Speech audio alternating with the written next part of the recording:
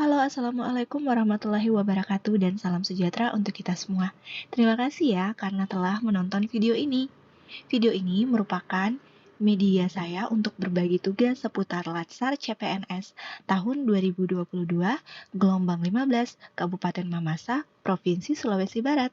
Selamat menyaksikan. Tugas kedua individu ini adalah isu kontemporer pertanian dengan role model. Role model kali ini adalah Bapak Darman Faturrahman SP, lahir pada tanggal 14 April 1987 di Loka, Provinsi Sulawesi Barat.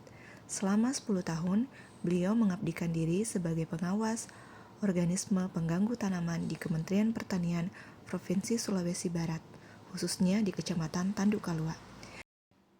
Riwayat pendidikan, alumni Universitas Tomakaka Mamuju tahun 2006. Riwayat pekerjaan, PUPT Kecamatan Bamba Lamotu Kabupaten Mamuju 2012 hingga 2018, PUPT Kecamatan Karosa Kabupaten Mamuju 2019 dan 2021, dan PUPT Kecamatan Tanduk Kalua Kabupaten Mamasa 2022 hingga sekarang. Ini adalah bincang-bincang saya dengan role model saya yaitu Bapak Darman Faturrahman. Beliau adalah pengawas organisme pengganggu tanaman di pemerintahan Kementerian Pertanian Provinsi Sulawesi Barat. Beliau ditempatkan di Kecamatan Tanduk Kalua, Kabupaten Mamasa. Karena keterbatasan jaringan, maka saya tidak bisa menggunakan Zoom. Sehingga saya hanya mengontak beliau dengan via telepon. Berikut adalah bincang-bincang saya. Assalamualaikum warahmatullahi wabarakatuh. Terima kasih atas kesempatan yang Bapak berikan kepada saya untuk berbincang-bincang singkat tentang isu-isu pertanian kontemporer khususnya di Kabupaten Mamasa. Adapun pertanyaan saya, Pak, tentang isu-isu tersebut. Pertama, bagaimana pandangan Bapak tentang dunia pertanian khususnya di wilayah Kabupaten Mamasa? Assalamualaikum warahmatullahi wabarakatuh. Baik, terima kasih. Saya akan mencoba menjawab pertanyaan yang ditujukan kepada kami sebagai pengawas atau pengamat hama penyakit PUPT di Kecamatan Tanduk Kalua Kabupaten Mamasa. Baik, pertanyaan yang pertama tentang bagaimana pandangan Bapak tentang dunia pertanian saat ini khususnya di wilayah Kabupaten Mamasa.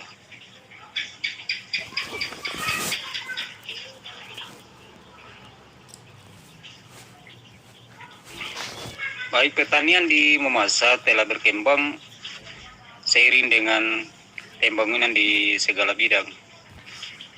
Namun dalam perjalanannya, pertanian di Mamasa tidak menunjukkan kemajuan yang signifikan.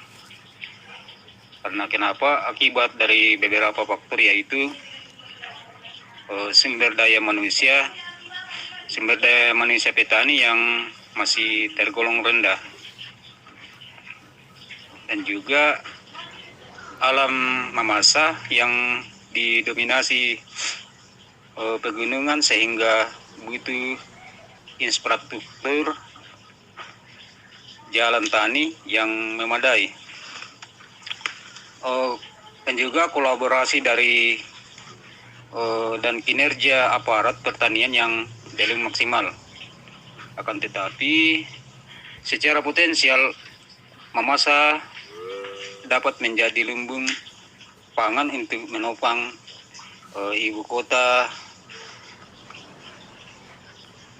negara kita nantinya yang ditempatkan di Kalimantan Timur. Pertanyaan yang kedua, Pak. Bagaimana pendapat Bapak tentang penggunaan pupuk kimia, apalagi pemerintah tiap tahun mencanangkan pupuk subsidi kimia untuk para petani di seluruh Indonesia?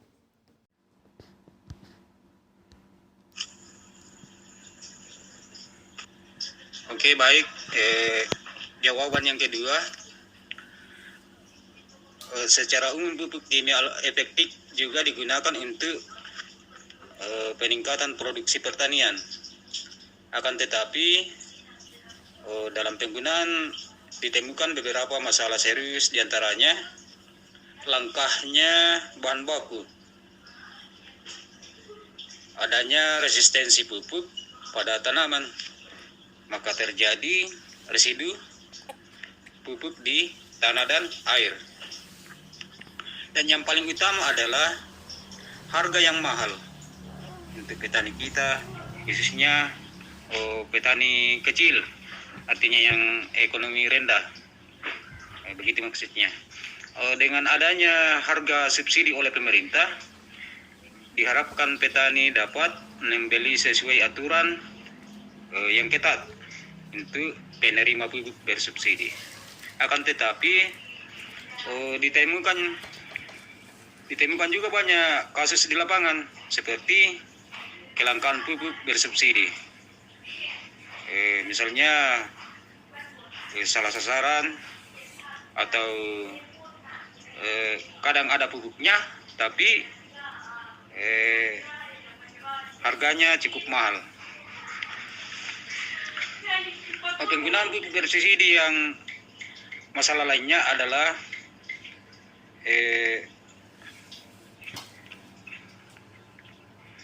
karena itu kita ambil jalan alternatif terbaik untuk pengganti pupuk bersubsidi. Pengganti pupuk bersubsidi maksudnya ini adalah penggunaan pupuk organik oleh petani yang bahan bakunya melimpah di sekitar lahan usaha petani. Maksudnya di sini adalah bahan bakunya misalnya kotoran-kotoran ternak seperti sapi, kerbau. Kebetulan juga di daerah kita Wangmasa banyak kotoran ternak kita seperti kerbau, sapi, dan juga bisa kita buat POC atau pupuk organik cair yang asalnya atau terbuat dari bahannya tumbuh-tumbuhan, misalnya daun maja atau bilah kata orang di sini. Baik Pak, pertanyaan ketiga, keempat, dan kelima bisa Bapak jawab dengan beruntun. Pertama, terkait proteksi sebagai pengawas organisme pengganggu tanaman, apakah penggunaan pupuk kimia sangat berdampak pada hasil produksi dan banyaknya muncul organisme pengganggu tanaman yang sangat sulit untuk dibasmi? Yang keempat, bagaimana seharusnya penyuluh pertanian di lapangan dengan OPT untuk bekerja sama?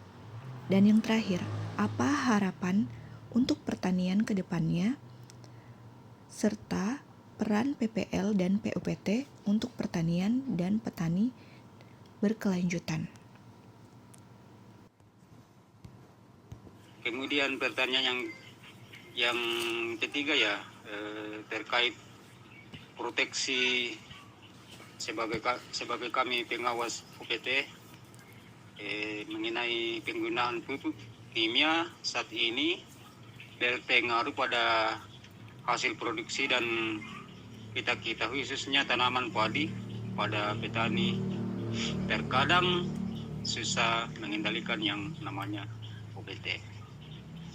Ini pertanyaannya yang ada kaitannya dengan pupuk kimia ya, dengan yang digunakan. Baik, untuk pertanyaan yang ketiga, penggunaan pupuk kimia tanpa rekomendasi teknis sehingga tidak berimbang dapat mempengaruhi perkembangan OPT. Ini bila kita menggunakan pupuk secara tidak berimbang atau tidak memakai aturan pakai bisa mengakibatkan perkembangan OPT di lapangan. Pada beberapa kasus penyakit tanaman yang biasanya terjadi karena kelebihan ataupun kekurangan zat tertentu terutama nitrogen dan kalsium.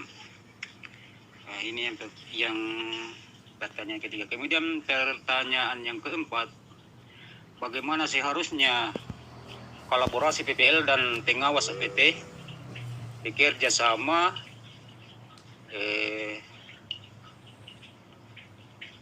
demi pertanian yang berkelanjutan. demi pertanian berkelanjutan seharusnya itu semua petugas pertanian di lapangan berkolaborasi termasuk TPT dan PPL-nya. Dengan berkolaborasi itu semua permasalahan dan program pertanian dapat dijalankan dengan baik dan benar. Bila semua program pertanian berjalan dengan baik, secara otomatis pembangunan pertanian akan juga berkelanjutan. Kira begitu. Baik, yang pertanyaan kelima, harapannya antara petani, PPL dan PUPT dapat senantiasa bekerja sama dan berintegrasi setiap saat di lapangan. Oleh karena itu dibutuhkan maksudnya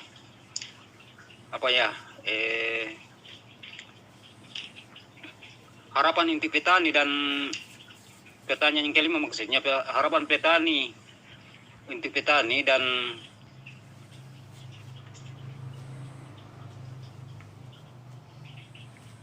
PPL dan PUPT untuk pertanian yang berkelanjutan.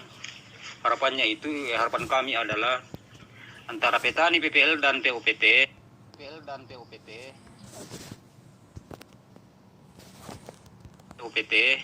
yaitu pengaman hama penyakit, pengendali organisme, pengganggu tanaman dapat senantiasa bekerja sama dan berintegrasi setiap saat. Tamanya ini antara PPL dan PUPT itu seharusnya membangun komunikasi di lapangan, baik di kantor ataupun di lapangan. Oleh karena itu dibutuhkan seperti model SOP. Model SOP maksudnya standar operasional prosedur untuk membangun kolaborasi kita antara tiga pihak, yaitu petani, PPL dan PUPT, sehingga tujuan pembangunan tercapai dan pertanian dapat tetap kita eksis secara berkelanjutan. Saya kira demikian. Terima kasih. Assalamualaikum warahmatullahi wabarakatuh. Terima kasih Pak atas kesempatan yang diberikan. Demikianlah bincang saya dengan Bapak Darman Faturrahman mengenai isu-isu kontemporer penyuluh pertanian di Kabupaten Mamasa, Provinsi Sulawesi Barat. Semoga video ini bermanfaat untuk teman-teman sekalian. Wabillahi taufiq wal hidayah. Wassalamualaikum warahmatullahi wabarakatuh. Dan terima kasih.